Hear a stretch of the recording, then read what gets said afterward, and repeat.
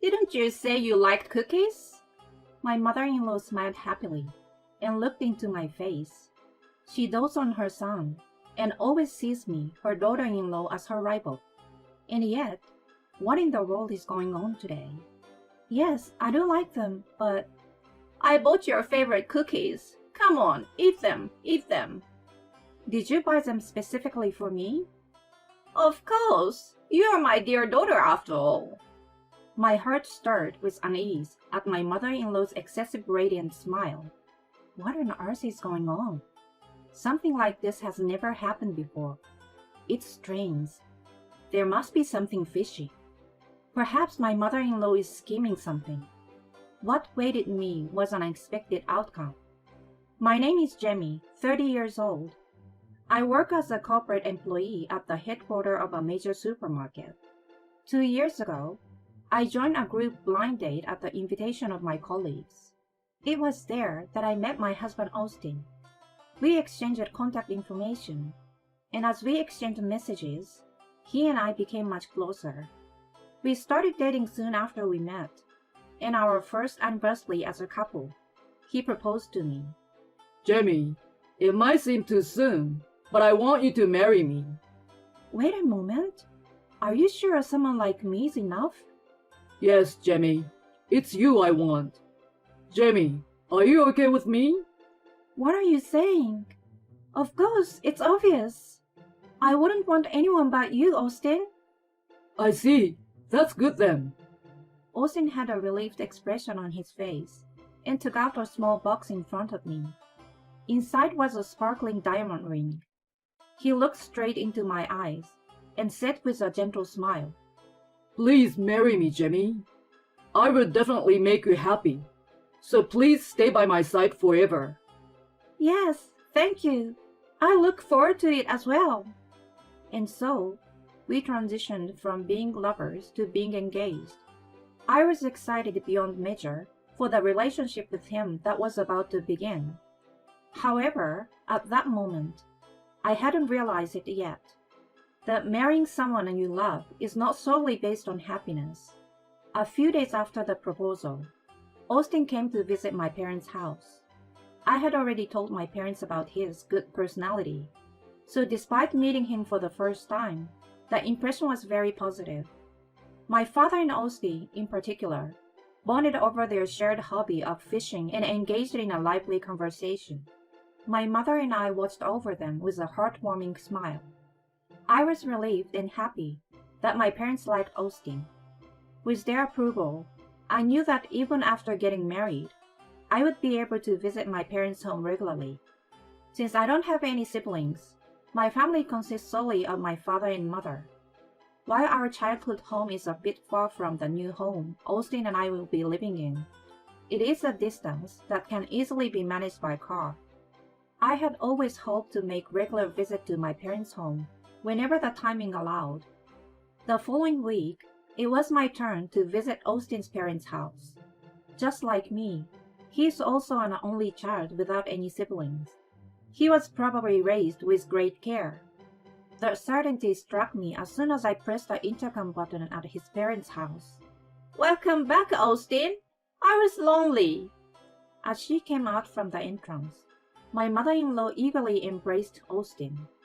Then, she gave me a sharp glance and began to sweet-talk him in a cuddling voice. Austin, you never seem to come back home easily. Your mother was lonely, you know. Sorry, but what can I do? I've been busy with work. Work? Yet you have time to meet your girlfriend, but no time to visit your mother? Besides, our house isn't that far away. Listen, Mom, I'm not a kid anymore. I do visit regularly, so cut me some slack. Oh, Austin, you just don't understand how lonely I've been. You don't understand at all. My mother-in-law pouted and made her cutesy expression, resembling that of a calculated high school girl. I couldn't help but feel slightly taken aback, but I greeted her without showing it on my face. Nice to meet you, Dana. I'm Jamie, the one in a relationship with Austin. So you are Jamie. I was wondering what kind of person would come. But you're much more ordinary than I expected. Ordinary? I didn't mean it as a compliment. Your appearance is plain, and your style is average. You truly give off the impression that Austin chose you. I apologize for being ordinary. I forced a smile on my face. Of course I wasn't happy. In fact, I was quite shocked.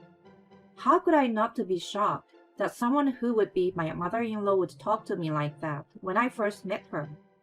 Then Austin reprimanded his mother. Hey, Mom, why would you say something like that? Apologize to Jamie. Why should I? I simply stated the truth. Jamie is very sweet and very important to me. Please stop saying things that belittle her. What's wrong with you? Always taking Jamie's side. Have you started hating your own mother? It's not like that. But if you badmouth someone I love, even if it's my own mother, I won't forgive it. Austin gave his mom a piercing glare. In response, his mom fell silent with a dissatisfied expression. We were led to the living room in an uncomfortable atmosphere. Already seated on the sofa was Austin's father, Jeff. Welcome. He directed a warm smile towards us. Though it may sound impolite to say this, unlike my mother-in-law, my father-in-law made a good impression. He engaged in various conversations that helped ease my nervousness. So, Jamie, what kind of work do you do? I work at the headquarters of Greenmart, a supermarket chain. I'm involved in product planning and such. Oh, I see. I actually love Greenmart's original cookies. Really? That makes me happy. I actually love cookies too, and I put a lot of effort into them during product planning. Is that so? Whoa, you're amazing, Jamie. To have someone who can make such delicious things as my son's wife, I'm really proud. Upon hearing my father-in-law's words, my husband replied, "Yeah," with a delighted expression. I laughed along with them.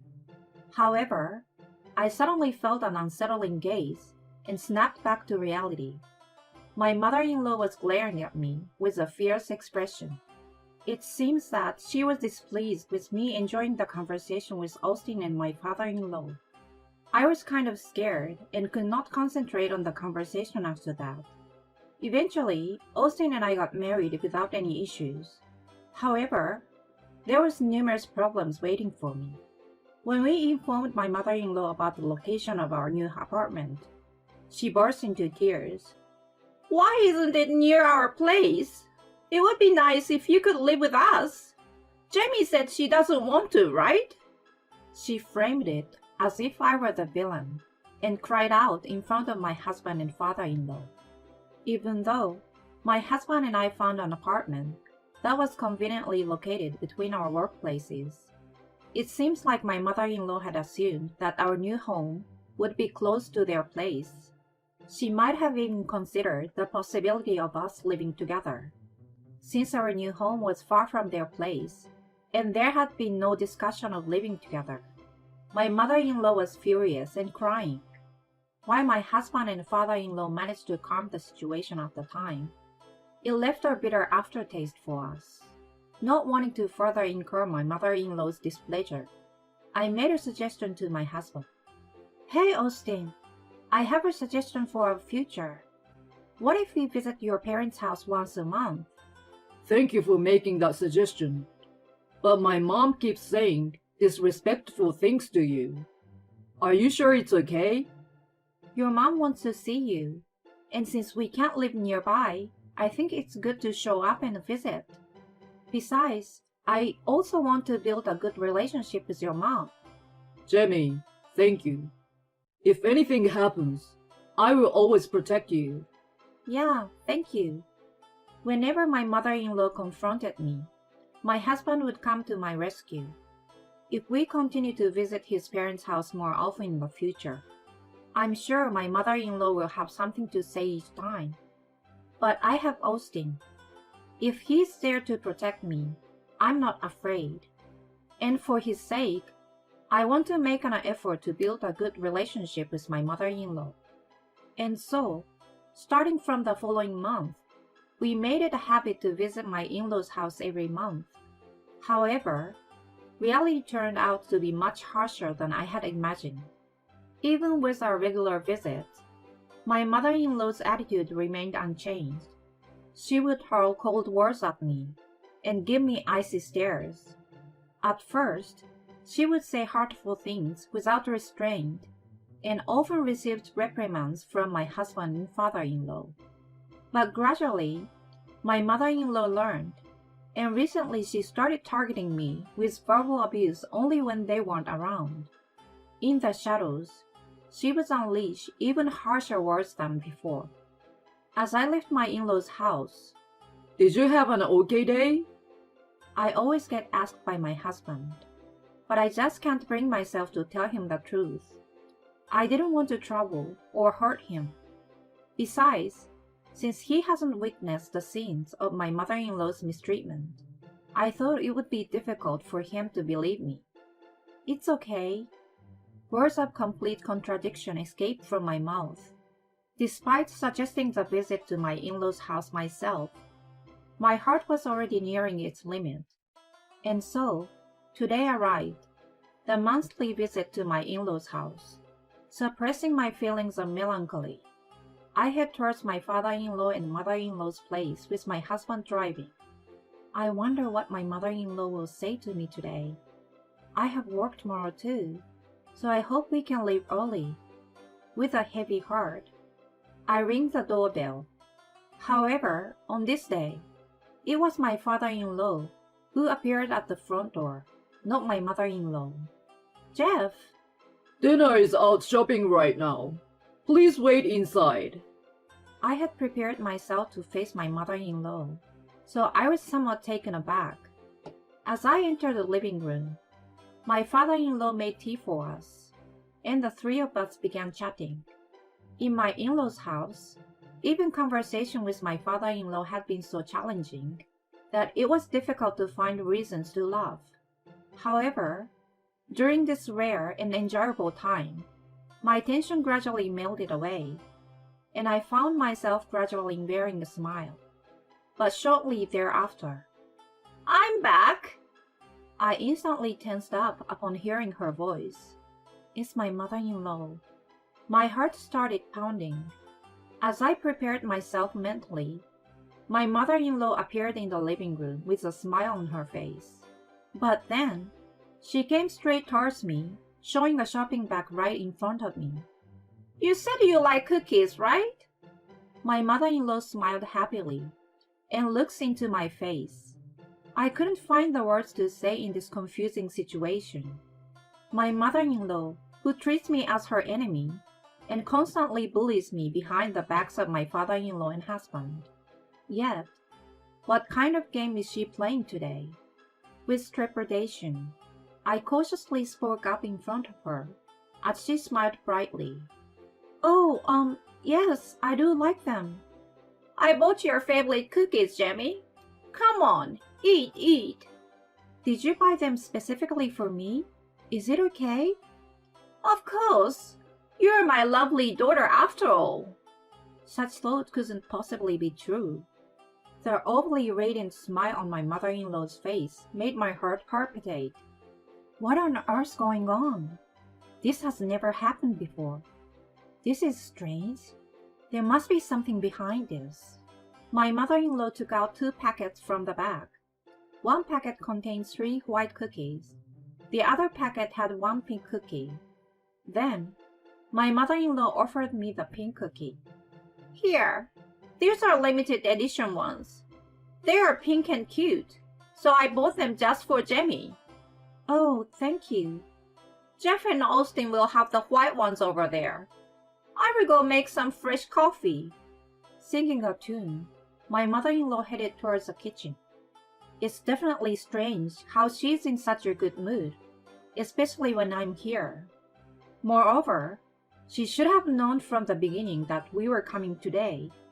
I suspect my mother-in-law is plotting something. It seems I'm not the only one who thinks so. My husband took the pink cookie and stuffed it entirely into his mouth. Wait, Austin! It's fine. But I have a bad feeling about this. Doesn't he sense something off? Isn't that Jamie's? He jokingly scolds my husband, not realizing the situation. I made the coffee. My mother-in-law returns to the living room with a joyful expression. At that moment, my husband spits out the cookie, clutching his throat in agony. He foams at the mouth and collapses. In his convulsion, he falls from the sofa, crashing onto the floor. Are you okay? He's not okay! Jeff! Call an ambulance, please! Hurry! As I urgently pleaded, my father-in-law started making a phone call. Upon witnessing this situation, my mother-in-law's face contorted, and she slammed the tray along with the coffee cup onto the floor. What's going on? The pink cookie, Jamie ate it! With my mother-in-law's statement, I became convinced she had indeed tampered with the cookie, and it must have contained something that caused physical abnormalities. While rubbing Austin's back, I glared at my mother-in-law, and she trembled and collapsed on the spot. Austin ended up eating the cookie that was supposed to be for me. It's surprising, isn't it? Good job on the self-destruction. Things won't be the same as before anymore. About 10 minutes later, the ambulance arrived. By that time, my husband had regained his composure to some extent. He was able to have a conversation. Did you eat something? When asked by the paramedics, my husband answered clearly. I ate the cookies my mother bought. All right, let's examine you at the hospital for now. Yes, please. My husband decided to go to the hospital as a precaution, and I chose to accompany him in the ambulance. After the examination, it turned out that what my husband had consumed was a chili pepper called scorpion, known for its extreme spiciness and heat. My husband's stomach was so upset that he was given a gastric lavage and told to stay in the hospital for a few days. The next day, while my husband and I were in the hospital room, we heard a knock on the door. When we opened it, there stood my father-in-law and a remorseful-looking mother-in-law. Hey, there's something you should say to Jamie first. My mother-in-law opens her heavy mouth with a pale face at the sound of my father-in-law's voice. I'm sorry. I coldly responded to my mother-in-law. I'm sorry, Dana, but an apology won't make up for what happened. No, it's not like that. I just wanted to teach you a little lesson. A lesson? Is it still okay for you to say such a ridiculous thing while your son is in this state? I couldn't help but feel anger toward my mother-in-law, who couldn't apologize sincerely, and I ended up raising my voice in anger. As a result, she started crying uncontrollably and began to explain the sequence of events. It seems that my mother-in-law purchased this chili powder called scorpion and mixed it into the chocolate in the cookies. She deliberately chose cookies made of pink dough so that the spiciness wouldn't be noticeable based on the color of the chocolate. It was all done to play a little prank on me.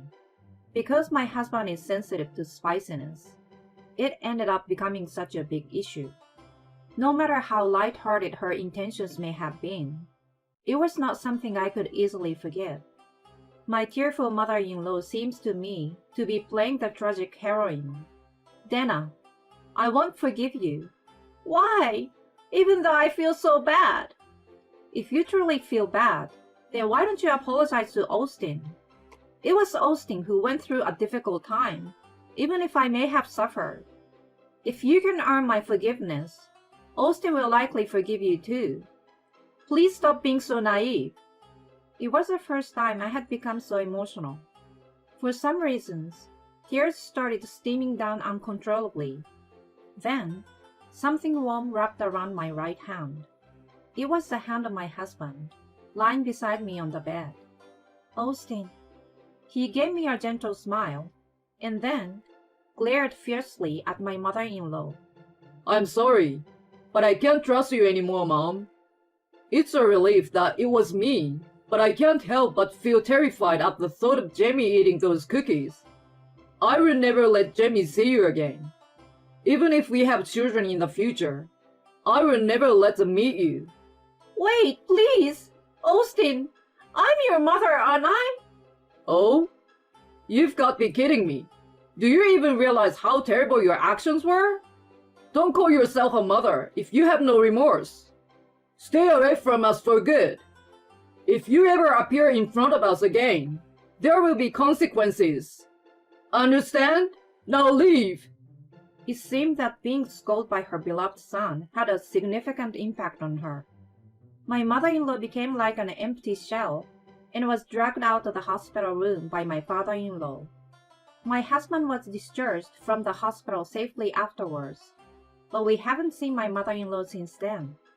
She was shocked to be disliked by her son, and it seems she began to isolate herself in her room.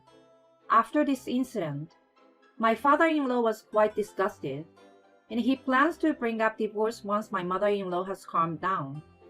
A light-hearted act of harassment. A light-hearted act of bullying a daughter-in-law. Who would have thought it would escalate to this extent? But it's too late to regret it now, because she did all of those things. She caused my husband so much suffering. That guilt still hasn't disappeared even now. I'm sorry, Austin. It's because of me. What are you saying? It's not your fault, Jamie. If anything, I'm glad it was me who ate them. Austin. You don't have to worry about my mother anymore. I will protect you, Jamie, forever. My tears welled up at his words, and my vision became blurry. I'm truly fortunate to have married such a kind and wonderful husband. In response to his feelings, I jumped into his arms with all my might. With the greatest strength I've ever had, I held him tightly.